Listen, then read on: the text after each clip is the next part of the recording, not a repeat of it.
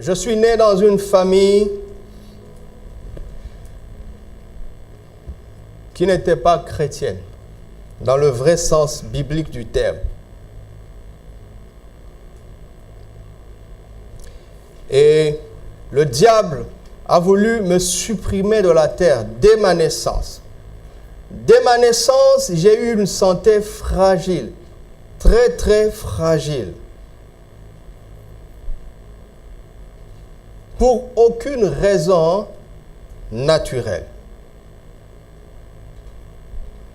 Mon corps était en parfaite santé et pourtant j'étais tout le temps malade. Je faisais des crises de respiration profondes et des crises de peur inexplicables. Mes 6 premières années d'existence se sont passées entre la maison et les soins intensifs de l'hôpital général de Kinshasa.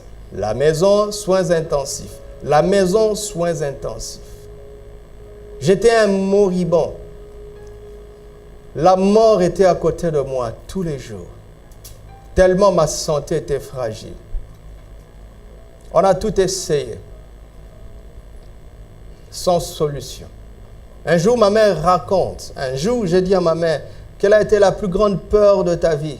Et elle m'a raconté, parce que je suis son fils aîné. Un jour, j'ai fait une crise et j'étais à l'extrême.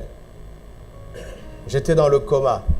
On nous a emmenés à l'hôpital général de Kinshasa dans les soins intensifs. Ma mère me raconte qu'il y avait 7 enfants aux soins intensifs de la pédiatrie. Nous y sommes arrivés à 22 heures. À 1 heure du matin, 6 enfants sont morts. Je suis resté le seul survivant. Et à 1 heure du matin, le médecin est venu et dit, « Madame, arrête de pleurer. Nous ne savons pas pourquoi cet enfant continue à vivre. Il aurait dû partir depuis longtemps. Et de surcroît, tous sont morts sauf lui. Nous ne pouvons rien faire pour lui, mais je te promets, cet enfant ne mourra pas. » Et nous ne savons pas pour quelle raison je ne suis pas mort. Aujourd'hui, je sais pour quelle raison.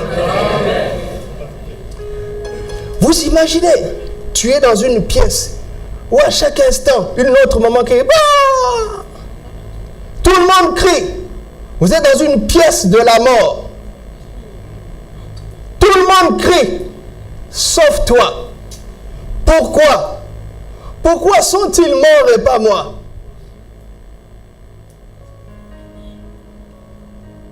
Un autre jour, j'ai fait une crise terrible. Et là, je m'en souviens, parce que je devais avoir 5 ans. Quand on m'emmenait à l'hôpital, malheureusement, le président devait passer. Tout était barricadé. Papa n'était pas là, il était au boulot, parce que c'était en plein midi. Et à l'époque, il n'y avait pas de téléphone portable. Ma mère et mon oncle m'ont pris. Sur le dos, ils ont couru. Je m'en souviens comme si c'était hier. Il fallait trouver un taxi. Mais la circulation était bloquée. Le président devait passer. Et un monsieur qui passait, qui a vu comment j'agonissais, il est allé voir un gendarme. Il a parlé sévèrement au gendarme. Je m'en souviens. Moi-même, j'ai vu ça. Il dit, même le président ne sera pas content de vous. Parce qu'il y a un enfant qui est en train de mourir. Il a tellement parlé sévèrement au gendarme, il n'avait tellement pas peur, que le gendarme a parlé au supérieur et de fil en aiguille, le président de la République a cédé quelques motards pour m'ouvrir la voie. C'est comme ça qu'on m'a amené à l'hôpital. Moi, là, ça ne date pas d'aujourd'hui. Un contexte présidentiel. Ça ne date pas d'aujourd'hui.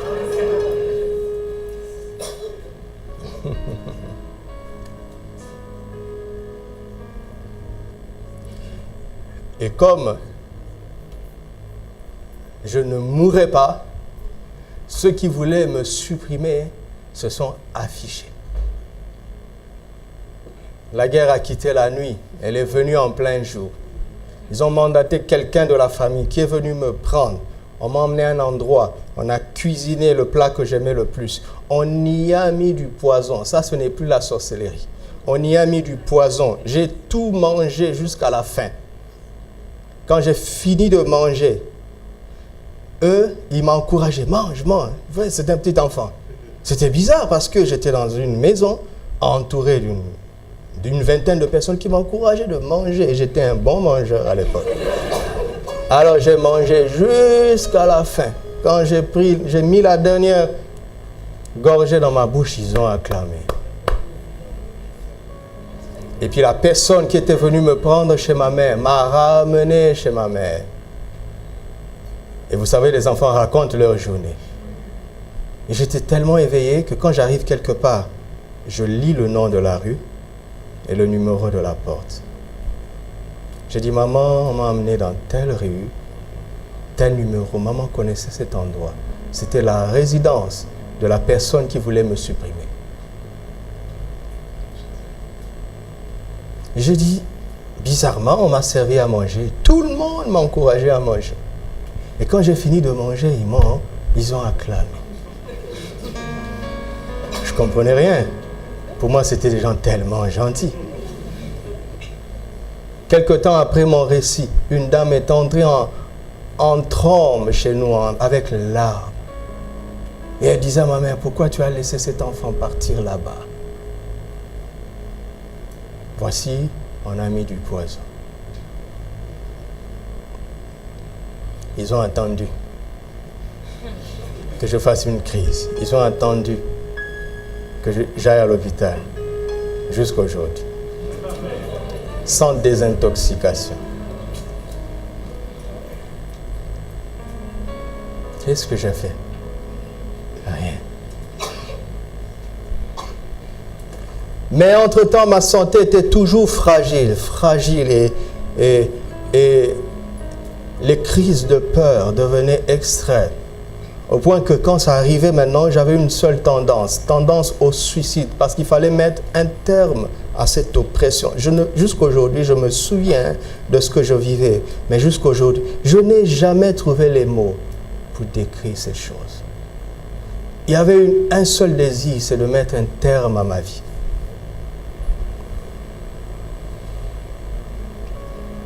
Finalement, on m'a emmené chez un féticheur. Parce que la médecine ne pouvait rien. Une fois dans ma vie, j'ai été hospitalisé pendant 3 mois. 3 mois. Pour ceux qui connaissent Kinshasa, à la clinique Ngaliema, 3 mois. Tous les examens étaient négatifs. Et le médecin, il ne restait qu'une seule solution au médecin, c'est d'assister à ces crises pour voir ce qui se passe. Pendant 3 mois, je n'ai fait aucune crise. Quand je suis rentré à la maison, j'ai fait une crise. Il n'y avait pas de solution. Alors mes parents ont craqué et ont finalement m'ont amené chez un féticheur. Le plus grand féticheur, disait-on, du village de ma mère. Elle est venue le jour de la cérémonie la plus importante. La cérémonie devait se faire la nuit. C'est comme à l'église. Ils font la louange et ils entrent en transe. Et les gens tombent et ils prophétisent. Comme à l'église. Le diable est un copieur, un falsificateur. Donc ils ont fait la cérémonie. Quand ils ont fini, vers 2 heures du matin plus ou moins, nous sommes allés dormir. Et la féticheur a crié toute la nuit jusqu'à 4 heures. Pardon. C'est tout ce qu'on entendait. Pardon, je ne recommencerai plus. Pardon. Toute la nuit. Je ne vous raconte pas des histoires. Et le matin, elle a appelé mon père et ma mère. Elle dit, prenez votre enfant, allez-vous-en. Pourquoi? Parce que ceux qui écoutaient les propos, ceux qui tiennent sa vie, m'ont pris et m'ont emmené à tel cimetière. Ils m'ont montré le carré qui était déjà fait à son nom. C'est déjà fait. Il va être enterré bien. Vous savez que si j'étais mort, curieusement, mes parents m'auraient enterré là-bas. C'est-à-dire, ils auraient fait des démarches administratives et de fil en aiguille, les démarches administrative allait coïncider avec ce carré-là, dans ce cimetière-là et pas un autre. Parce que c'était déjà décidé en esprit. Et ils ont dit à la dame, tu nous empêches d'achever notre mission. Si tu continues, on t'enterrera là, à sa place. Et quel a été son choix? Je préfère vivre, laissez-le partir. Regardez à quel point cela m'a préparé à recevoir Jésus. J'étais dans, vous savez, c'était un endroit reculé de la ville. Au milieu de la nuit, des Mercedes venaient, des grandes personnalités du pays, allaient puiser leur puissance chez cette dame. Des ministres de grandes personnalités. Ceux que vous voyez en veste et cravate en plein jour. Ils allaient se prosterner chez une dame qui ne sait même pas parler français. Elle était puissante, soi-disant, pour eux. Mais quand on l'a mis devant un fait, ma vie ou la sienne, son choix était facile. Et ils se sont débarrassés de nous. Elle a dit, je ne veux pas avoir des problèmes. Jamais je n'ai vu ma mère pleurer comme ça de toute ma vie. Il n'y avait plus de solution. Quelque temps après, ils ont découvert un autre féticheur. Nous sommes allés là-bas encore. La dame a dit, voici, vous devez faire une cérémonie. Dès le réveil, tu remplis le seau d'eau. Elle a donné une bouteille. J'étais là, vous entendez? J'étais là moi-même. L'enfant va se tenir devant le seau. Et tu vas puiser l'eau là où il y a son ombre. Et tu vas mettre dans la bouteille et tu me ramènes. Celle-là, elle voulait mon cheveu en fait. Le matin, je me réveille. Quelques-uns connaissent ma mère maintenant, non? Elle est sur Facebook et tout ça. Plus que moi-même, WhatsApp. Donc, retenez bien tout ce que je dis. Vous pouvez les appeler pour vérifier. Je me suis tenu devant le seau. Il n'y avait pas d'ombre. Maman a dit, mais qu'est-ce qui se passe? Elle a dit, déplace-toi un peu. Quand elle est venue, l'ombre était là. Elle m'a regardé, mais qu'est-ce qui ne va pas avec toi? Reviens. Je reviens, il n'y a pas d'ombre. Donc, il n'y avait rien à prendre.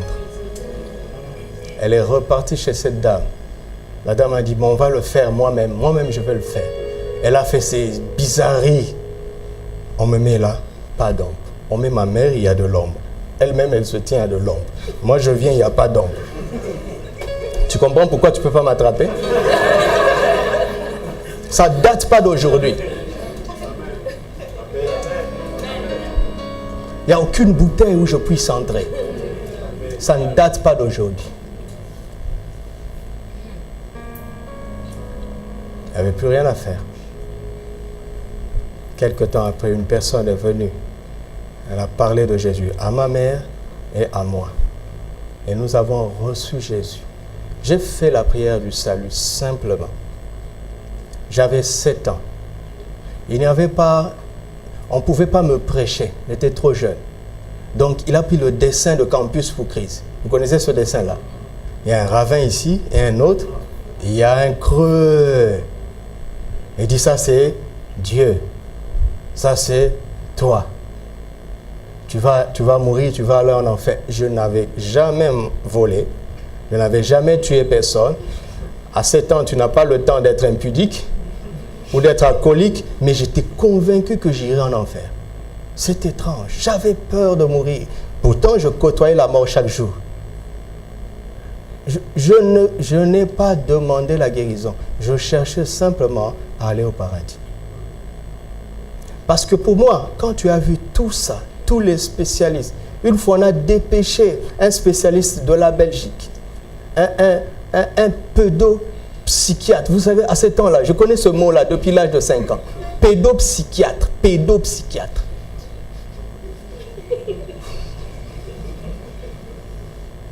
Lui aussi n'a rien pu faire. Donc pour moi, je ne guérirai pas. Je mourrai d'ici là. Mais au moins, je veux aller au paradis et pas en enfer.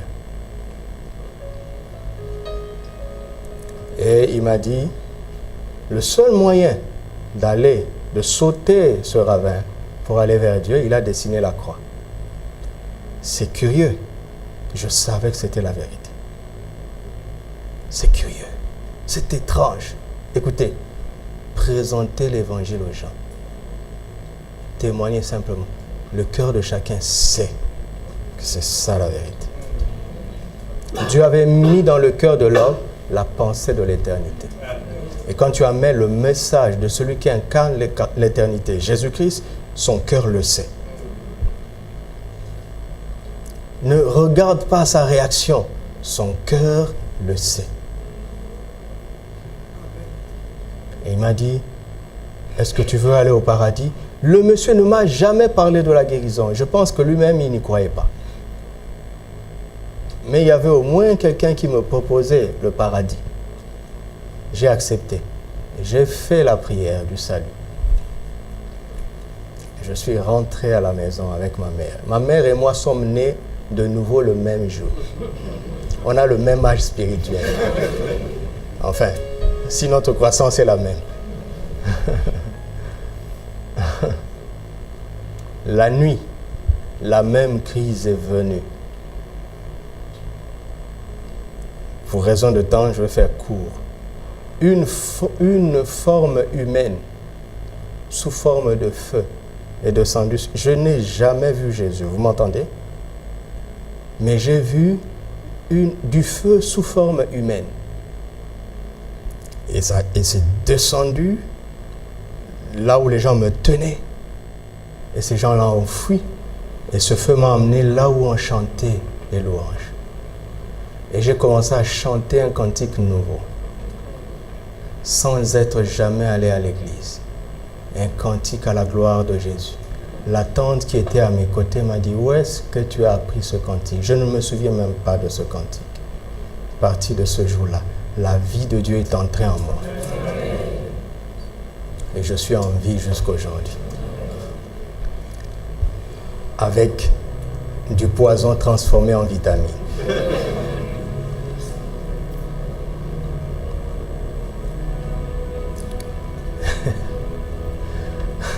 C'est pour ça que moi, je suis venu au salut en me disant, mais Jésus est trop fort. Parce que quand tu as subi les cérémonies que j'ai subies, et que tu vois Jésus te délivrer par une parole, tu dis, mais c'était un jeu d'enfant pour lui. Jésus, c'était ça ma mentalité. Je ne connaissais pas la Bible. Mais pour moi, il n'y avait aucun rapport entre Jésus et le reste. Et un jour, j'ai découvert l'évangile. Et là, j'ai vu que Jésus est mort à ma place. Et je me suis souvenu de mon passé. Une dame avait le choix. Si elle avait donné sa vie, je serais sauvé. Elle a refusé. Mais voici Jésus, que je ne cherchais même pas, a donné sa vie à ma place. Elle a dit non. Ah, donc j'ai grandi en ayant une dette morale. J'avais envie de lui rendre ce qu'il m'avait fait.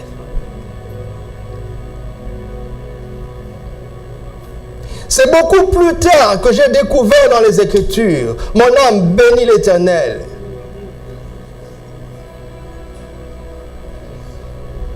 Je n'oublie aucun de ses bienfaits. Celui qui pardonne mes iniquités et qui me guérit de toutes mes maladies. Je n'avais pas prié pour la guérison. Je n'avais pas foi en cela parce que personne ne m'en avait parlé. Mais j'avais foi. J'ai pu avoir la foi au pardon de péché. Et le pardon de péché a produit la santé. Sans que je ne le demande. J'ai balayé ma vie toute la journée d'hier. J'ai vu les pièges que l'ennemi m'avait tendus. Comment j'ai échappé à ces pièges. Sans avoir une bonne base biblique. Et pourtant, Il m'a empêché de tomber dans ses pièges. Quelle grâce, quel amour. Satan a toujours voulu détruire ma vie. Mais il a échoué. Et il continuera d'échouer. Et je veux me mêler des affaires d'autrui pour qu'il ait échoué dans les choses qui ne me concernent pas. Je vous dis au nom de Jésus, j'entre dans ton problème. Alléluia. Je deviens ton allié. Ton problème me concerne. Je me mêle de ça. Que tu le veuilles ou pas. Je ne demande pas ta permission. Je viens là-bas parce que le diable t'a trompé. Il n'a pas demandé ton avis. Alors je viens là-bas avec le nom de Jésus. Pour qu'il échoue. Aujourd'hui est la fin de son succès dans ta vie. Aujourd'hui est la fin de son règne dans ta vie. Aujourd'hui est la fin du règne du péché dans ta vie. Aujourd'hui est la fin du règne de la maladie. Parce que je m'en mêle au nom de Jésus. Je suis un témoin de Jésus. Arrête de te décourager. Tu as essayé plusieurs fois, tu n'as pas réussi. Prends ma foi, je viens maintenant t'aider. Appuie-toi sur ma foi et tu réussiras. Jésus est plus fort que Satan. Son nom est plus fort que la maladie. Son nom est plus fort que le péché. Son nom est plus fort que la malédiction.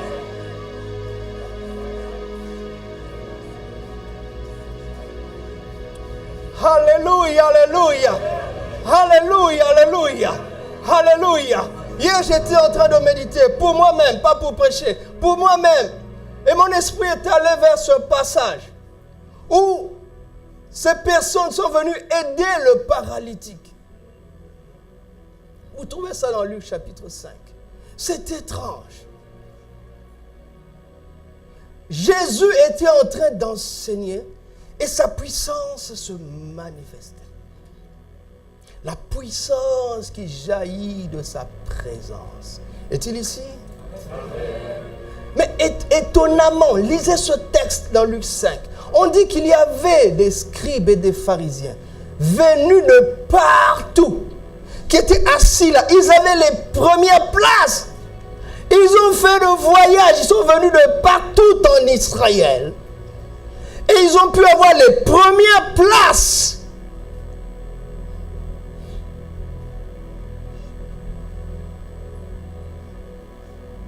Alors qu'ils étaient venus pour contester Jésus.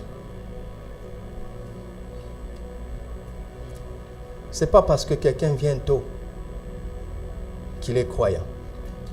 Ce n'est pas parce que quelqu'un est toujours là qu'il est croyant.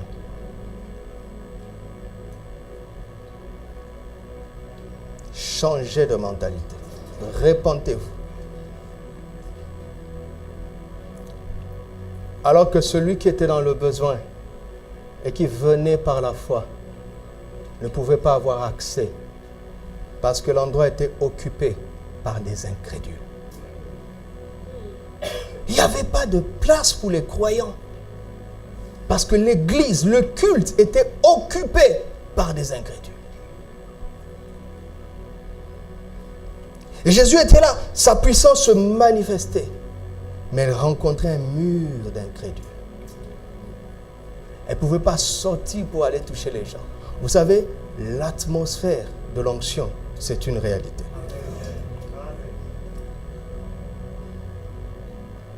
Alors qu'est-ce que ces gens-là ont fait? Ils ont pris le paralytique. Ils ont trouvé une ouverture sur le toit. Ils ont déposé, ils ont fait descendre le paralytique juste là devant ses yeux. Là où la puissance coulait, ils ont contourné le mur d'incrédulité pour emmener le malade là-bas. Et Jésus a dit, tes péchés sont pardonnés. Au lieu de lui dire, lève-toi, prends ton lit et marche, il lui dit, tes péchés te sont pardonnés. Au nom de Jésus, tous les problèmes qui sont la conséquence de tes péchés vont s'arrêter maintenant. Amen. Et l'Esprit m'a parlé, il a dit, dis à mon peuple, combattez pour eux. J'ai dit, Seigneur, qu'est-ce que ça veut dire? Il dit, tu vois les amis du paralytique, ils ont combattu pour lui. Il dit, dis à l'église, combattez pour tous ceux qui ont des problèmes ici. Mélangez, additionnez vos petites foi. elle va devenir une foi qui contourne le mur d'incrédulité, afin que la puissance de Dieu puisse toucher tous ceux qui sont dans le besoin.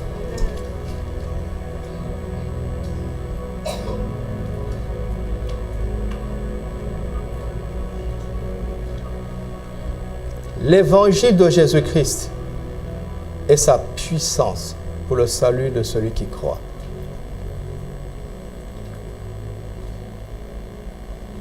Et il va te toucher ce matin pour donner de la crédibilité à son témoignage.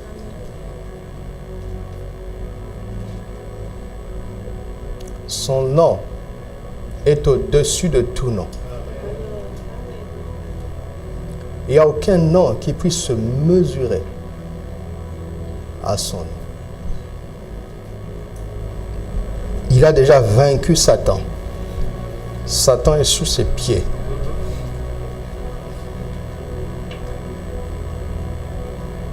Et en son nom,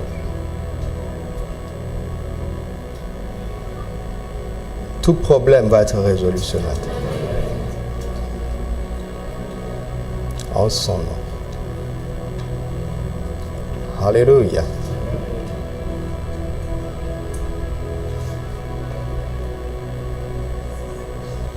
Alléluia.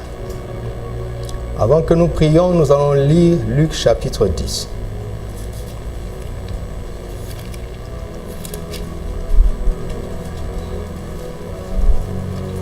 À partir du verset 17.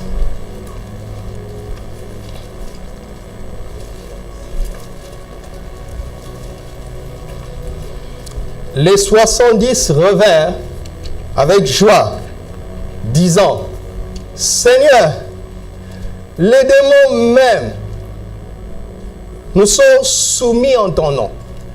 Les démons même. Ils ont vu des miracles, des guérisons. Ils avaient déjà à peu près l'habitude de le voir quand le Seigneur les envoyait. Mais ce qui les impressionne là, c'est que les démons même, vous voyez, dans la liste de toutes les choses qui leur sont soumises dans le nom de Jésus, il y a aussi des démons, et pour eux, que les démons leur soient soumis. Waouh! Waouh!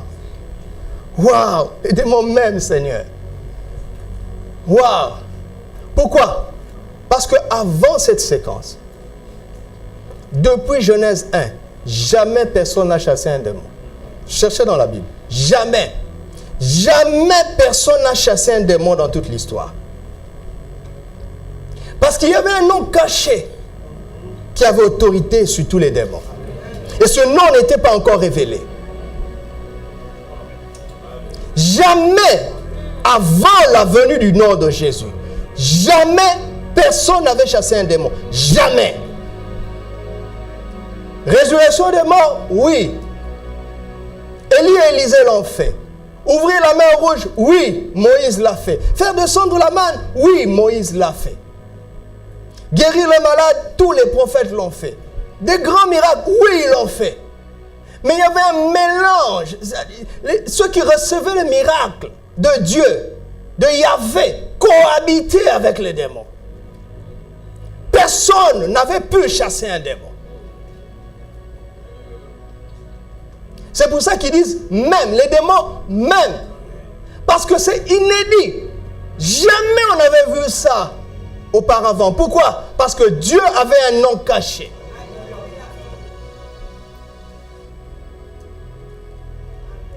Vous savez que Saül était tourmenté par un démon. David n'a jamais chassé le démon. Quand David chantait, Saül était apaisé. Simplement apaisé. Mais le démon était là. C'est pour ça que dans le passage que nous avons lu dans Marc 5, quand Jésus est venu, les démons sont venus. Pourquoi es-tu venu nous tourmenter? Jamais personne n'avait tourmenté le moindre démon. Jamais. Jamais. Vous m'entendez? Jamais.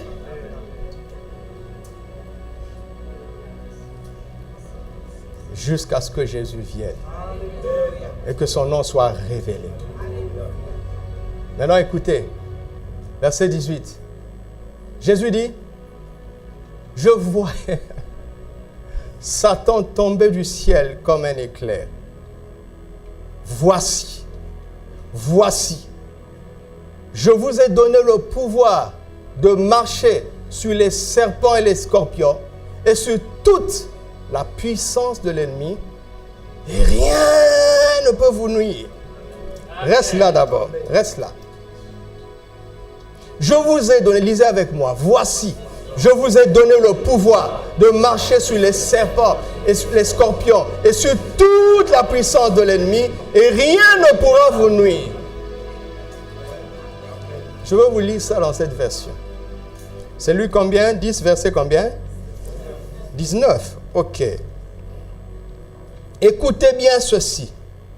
Il est vrai que je vous ai donné le pouvoir de marcher impunément sur les serpents et les scorpions, de dominer sur toutes les forces de l'ennemi, sans que rien ne puisse vous faire de mal. Quand tu as le nom de Jésus, tu demandes où sont les démons? Il dit là-bas, tu entres là-bas.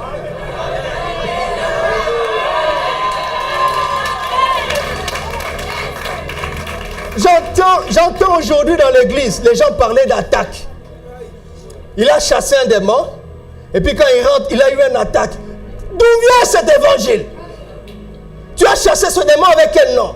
Le nom de ta grand-mère? Le nom de ton ancêtre? Avec le nom de Jésus, il n'y a aucun représailles. Vous m'entendez? Tu veux marcher dessus impunément. Tu entres, tu sors comme tu veux. Tu mets de l'ordre que tu veux. Tu arranges les choses. Tu jettes la poubelle dehors. Tu mets les pièces là où elles doivent être. C'est ça ce que fait le nom de Jésus. Impunément. Peut-être que le français est gros. C'est-à-dire quoi? Tu fais ce que tu veux sans qu'on puisse te punir. Alléluia! C'est ce que le nom de Jésus fait.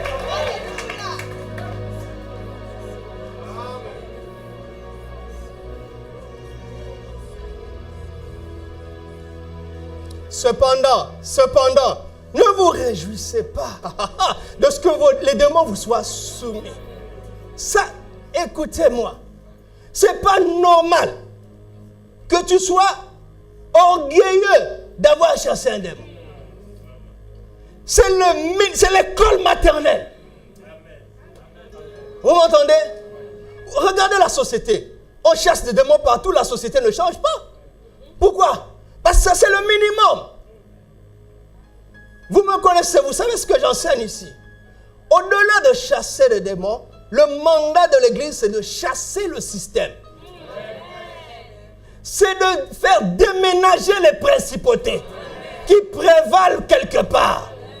Et Dieu a suffisamment confiance en toi pour que non seulement tu chasses les démons, mais que tu nettoies l'atmosphère de la ville, que tu nettoies l'atmosphère du pays, que tu nettoies l'atmosphère des nations. Donc quand tu as commencé à chasser les démons, ne t'enorgueillis pas, parce que c'est le minimum.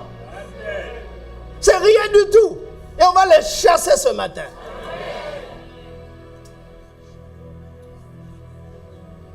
Mais, qu'est-ce qu'il y a de plus important? C'est que nos noms sont inscrits dans les cieux. Alléluia. C'est la nouvelle naissance.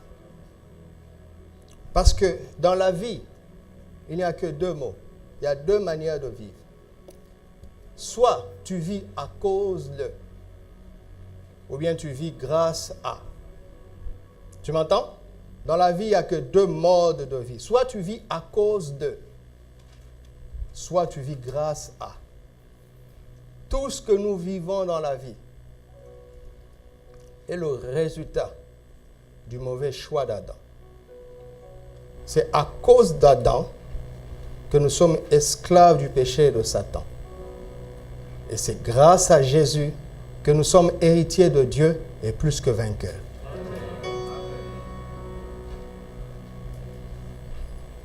C'est pour cela que ce qui doit être l'objet de notre plus grande joie, c'est d'être né de nouveau. Et on naît de nouveau en recevant Jésus comme son Seigneur et Sauveur. Quand on a reçu Jésus comme son Seigneur et Sauveur, on le sait. On a l'assurance du salut en soi.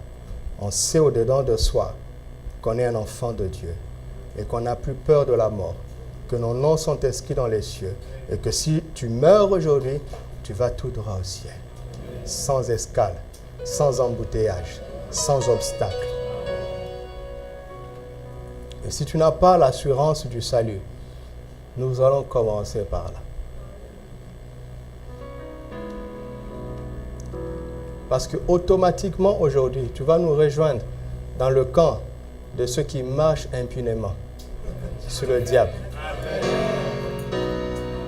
Impunément, sans que rien ne puisse te faire mal.